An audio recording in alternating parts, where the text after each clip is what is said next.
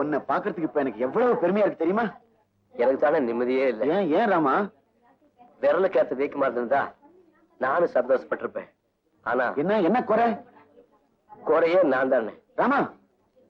கலெக்டர்மா புருஷன்னு ஒஸ்திய சொல்லிக்கிற மாதிரியா நான் இருக்கேன். 4 பேர் முன்னாடி ஊருக்குள்ள தலை காட்டுறதுக்கே கூச்சமா இருக்கு. தப்போ சரியோ நான் நினைக்கிறது அதோட நல்ல மனசுக்கு புரியட்டும்னுதான் அருக்காணி தொடர்றது இல்லைன்னு வைராக்கியமா இருக்கு. எல்லாம் காலப்போக்குல சரியா போயிடும்பா. ராமா, தங்கத்தையும் குழந்தைங்களையும் பார்த்து ரொம்ப நாளாச்சு.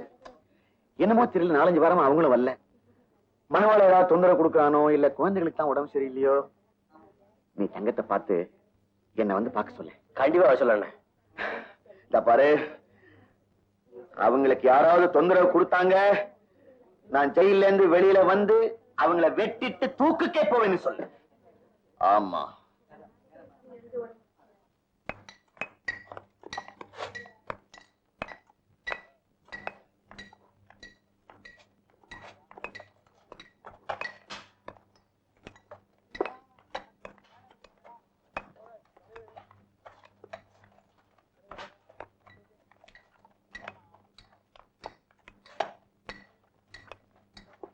எப்ப தம்பி விடுதலை வந்தீங்க? 2 மாசம் ஆச்சுங்க. கணேசபுரத்துல நான் மூட்டுக்கு போயிருந்தேன். இங்க வேலை செய்யதான் சொன்னாங்க. சரி பாத்துட்டு போகணும் வந்தேன். இடையில நாச்சிம் போய் நீங்க பாக்கவே இல்லையா? ரொம்ப வருத்தப்பட்டாருங்க. எங்க தம்பி, வேலை முடிஞ்சு வீட்டுக்கு போய் குழந்தைங்களுக்கு கஞ்சி காய்ச்சி ஊத்தவே நேரம் சரியா போகுது. ஆமா, இந்த கான்ட்ராக்ட்காரன் மறுபடியும் தொல்லைகள் கொடுக்குறானா? அதையும் நம்பி கேக்குறீங்க? கட்டையில போற வரைக்கும் கரும்பு தீராது.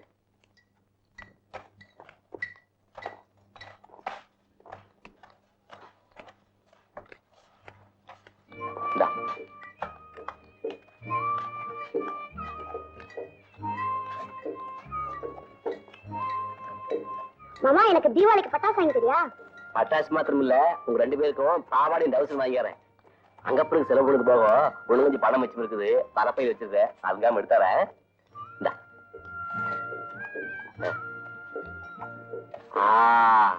உப்பு பிஸ்கோத்து நல்லா இருக்கு, தின்னு மறுமொழு.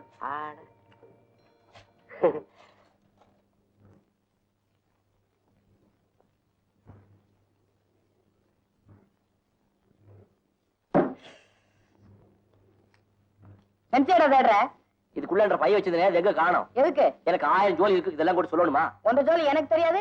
மறுக்கால சாராய கிடைக்கும், பொம்பளை வீட்டுக்கு போறதான பணத்தை எந்த தேடு தேடுற? இப்ப எதுக்குடா பணம்? துணி எடுக்கணும். யாருக்கு? யாருக்காவது ஒரு பைய கொண்டா. வாத்தியார்கிட்ட கொடுத்து வச்சுட்டு வந்து வாங்கிக்கோ. எந்த பணம் சில பணத்துக்கு வாத்தியார் கொடுக்கல. எதுக்குப்பா பணம்? கணேஷ்புரம் சேரியில் இருக்கிற அந்த வீட்டுக்கு போகத்தானே? ஏற்கனவே அங்கப்பனோடு சேர்ந்து ஒரு தடவை மாட்டின. இப்ப இன்னும் சரியா? உனக்கு நல்ல இடத்து சகவாசமே கிடையாது. நல்ல இடங்கிறது இந்த பங்களா மாத்திரம் தானுங்களா?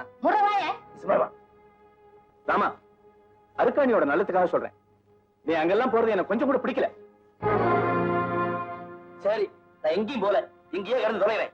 12 வருஷமா ஜெயில அடைஞ்சு கிடந்தவனுக்கு இது என்ன பிரமாதம்?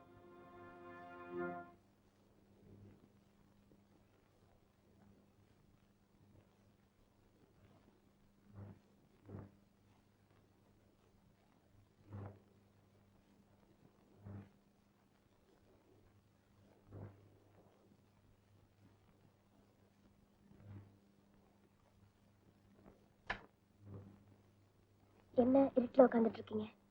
இருட்டெல்லாம் நம்மளுக்கு பழகி போனதானுங்க. வீட்டுல எல்லாம் ஒருத்தரையும் காணோம். ஆச்சரியா கோயிலுக்கு போயிருக்காரு. அம்மா வேலைக்காரங்களும் பக்கத்துல நாடகமா பாக்குறதுக்கு போயிருக்காங்க. நீங்க போகல? இல்லைங்க. ஏன்? நான் வெளியே போனா ஏதாவது பேசுவேன் செய்வேன். அனாவசியமா உங்க மண்டை உருளும். அதுக்காகத்தான் பேசாம மூலையில முடங்கிறது.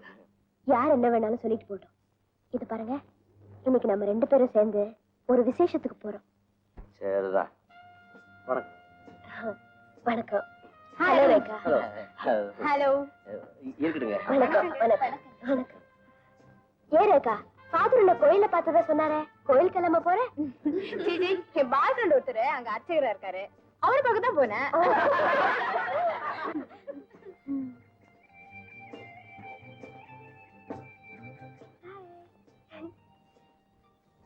ஏண்டி, உனக்கு எப்படி இதெல்லாம்?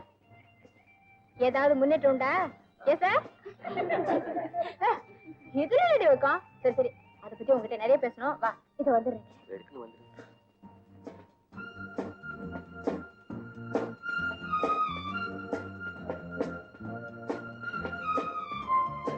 Hello. Are you collector's husband?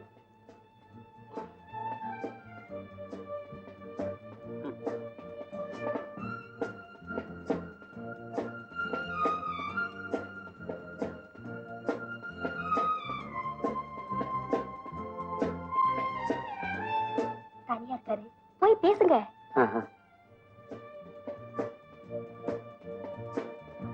Sir sir உங்க வாயால என் குழந்தைக்கு பேர் வைக்கணும் சார்.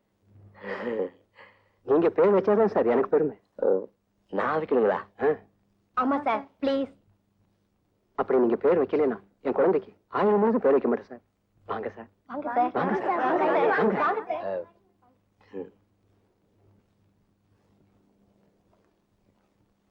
வைங்க சார்.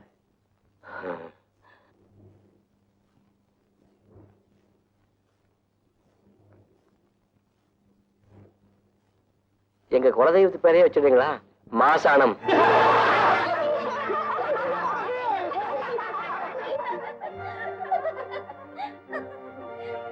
என்ன எல்லாரும் சிரிக்கிறீங்க? ஒண்ணும் இல்லைங்க, சார குழந்தைக்கு பேர் வைக்க சொன்னாங்க, அவர் பாஸ் ஆனான்னு வச்சுட்டாரு. பாசானம் இல்லைங்க, மாசானம். என்னங்க உங்களுக்கு ஜோக் அடிக்கிறதுக்கே இடம் இல்லையா? உங்களுக்கு பிடிச்ச மாடர்ன் பேரு பிரசாத், அதையே வச்சிருங்களேன். என்ன சார்? Thank you madam. இனிமே 1000 சொன்னாலும் சரி, புதாளுக்கு முன்னால நான் இன்னார் புருஷன் என் குரலை எடுத்தாலும் சொல்ல மாட்டேன்.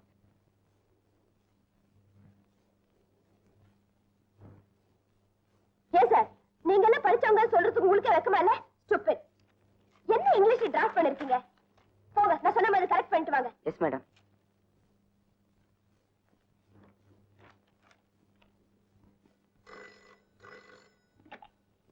S, good morning. இன்னைக்கு தான் வந்திருக்கீங்களா? இதோ 10 மினிட்ஸ்ல வந்துடுறேன். என்னடா சமைச்சா தாளிச்சிட்டாங்களா? ஆமா, பெருசா திட்டுறாங்க. என்ன படிச்ச ஏன் இங்கிலீஷ் சரியில்லையா? முதல்ல இந்த அம்மா தாம் புருஷனுக்கு தமிழாவே சொல்லி கொடுக்கலாம்ல. தற்குறிப்பு. உனக்கு ஒரு விஷயம் தெரியுமாடா? என்ன சொல்லு. நேத்து நம்ம ஆபீசர் குழந்தைக்கு பேர் வைடானா மாசானான்னு பேர் வைக்கிறான் அந்த காட்டான். Mister MA, 1 minute. என்ன மட்டும் காட்டிக்கிட்டுறதா? மிஸ்டர் பாலு, இது ஆபீஸ். இங்க நீங்க என்ன விமர்சிக்கலாம், ஆனா என் புருஷன் விமர்சிக்க கூடாது. I can't tolerate this. என் புருஷன் தற்குறிதான், ஆனா உங்க மாதிரி பிஏ எம்ஏக்களை விட என் புருஷன் மாதிரி படிக்காத பாமர மக்கள் 1000 மடங்கு மேல். புரிஞ்சுதா? படிப்புங்கிறது பட்டம் மட்டும் இல்ல, பண்பாடும் கூட. அதுல என் புருஷன் எம்ஏ, நீங்க பேபி கிளாஸ். Get out.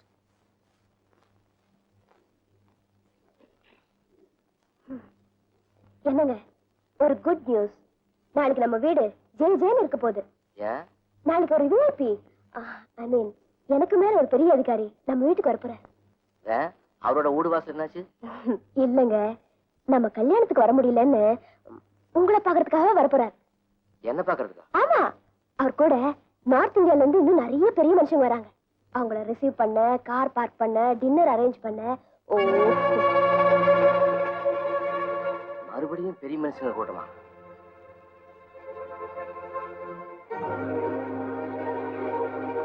அவரை நம்ம வீட்டுக்கு வர வேண்டாம்னு சொல்லிட்டா?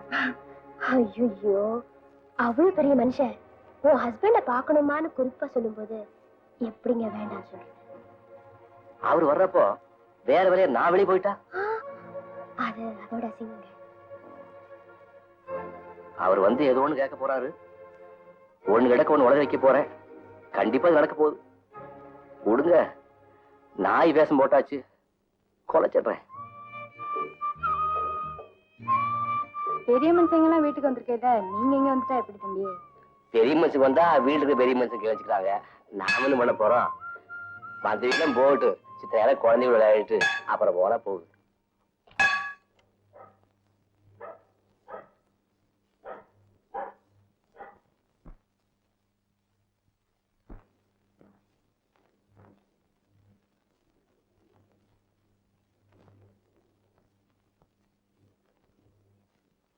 சாப்பிட்டீங்களா?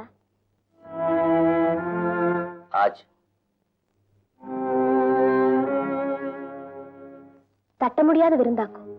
இது பாருங்க, வர்ற பெரிய மனுஷன் மாதிரி இருந்தாலும் சங்கட்டம் இல்லாட்டி சங்கட்டம். நான் என்னதான் பண்றது? ஆள் மாத்திரம் நான் போட்டு கொள்ளாதீங்க. இப்ப என்ன நடந்து போச்சு? ஏன் இப்படி வருத்தப்படுறீங்க?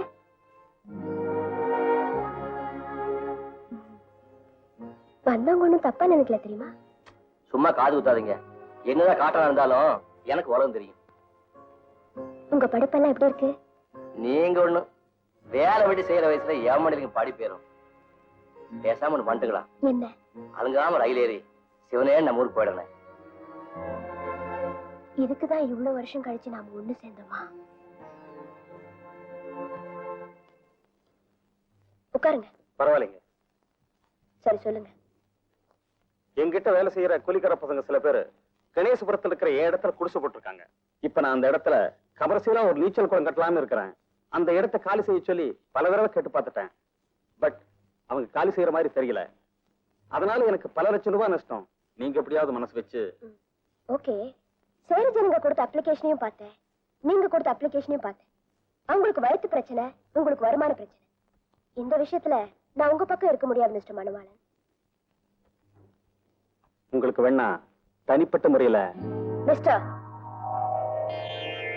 அந்த குடிசைவாசிகளுக்கு மறுபடியும் எந்த தொந்தரவும் கொடுக்க கூடாது.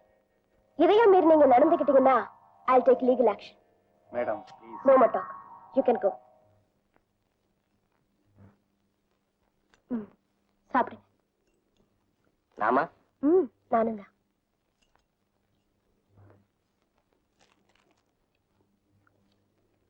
குழம்பு என்னமோ வாசனை வருதே. கருவாடு குழம்பு கமகமனு வணக்கத்தான் செய்யும். கருவாடு குழம்பா? கொமட்டிட்டு வருதா?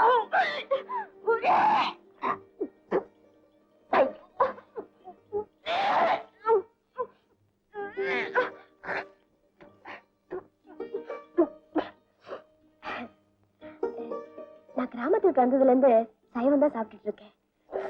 அதான். துளியோண்டு வெறிஞ்சோறு போட்டு மனசார வச்சுக்கிறது. வெறுமை தொடர்ந்து எப்படி? இல்ல, நான் சாப்பிட்டுக்கிறேன். நீங்க சாப்பிடுங்க. போதும் போதும். அர்க்காணி, உடம்பு கண்ணமா? ஒண்ணும் இல்ல அத்தை.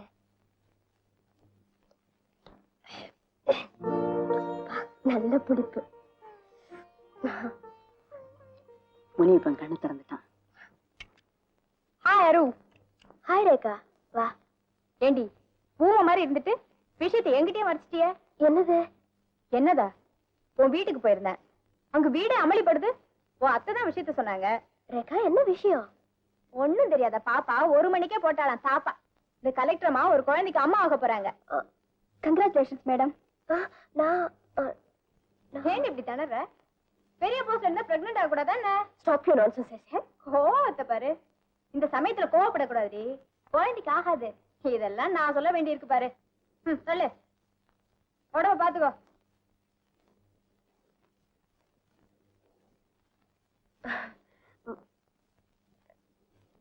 குங்குமப்பூ நல்லதா வேணும்னா மயிலாப்பூர்ல ஒரு கடையில இருக்குங்க. விலைதான் முன்ன பின்ன சொல்லுவேன். பரவாயில்லைங்களா? என்ன விலையா இருந்தா என்னய்யா, குங்குமப்பூ நல்லதா இருந்தா சட்டம். வாங்குற போது எதுக்கும் ஒண்ணு சாப்பிட்டு பார்த்துட்டு வாங்கும். சரிங்க. எனக்கு எதுக்குங்க? அம்மணி, இந்த மாதிரி சமயத்துல மெத்தப்படி ஏறும்போது பார்த்து பதனமா போகணும்.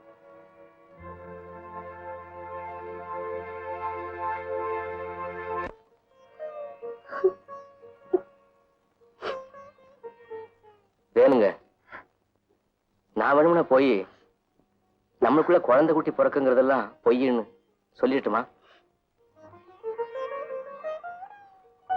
இப்படி ஒரு உண்மையை சொல்றதை விட அத்தை சொன்ன போய் எவ்வளவோ மேலுங்க.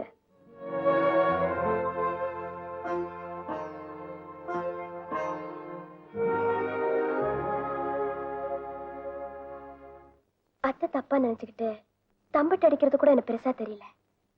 ஆனா அவரு அது எப்படி வெக்கத்தை விட்டு ஒரு ஆம்பளை கிட்ட சொல்றது? அரு, இந்த விஷயத்துல நீ ஒரு பெரிய தப்பு பண்ணிட்ட. என்ன? படிப்பறிவு இல்லாத உன் புருஷன் கிட்ட நீ ஒரு கலெக்டரா தான் நடந்துக்கிட்டே தவிர ஒரு பொண்ணா நடந்துக்கலன்னு நான் நினைக்கிறேன்.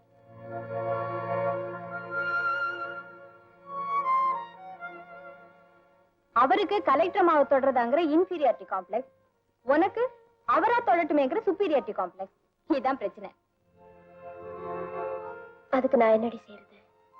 கொஞ்ச நாள் லீவு போடு, அவரை தனியா என்னோட ஊட்டி பங்களாவை கூட்டிட்டு போ. உன் அந்தஸ்து, உத்தியோகம் எதுவுமே வெளியே தெரியாத அந்தரங்கமான இடம் அது.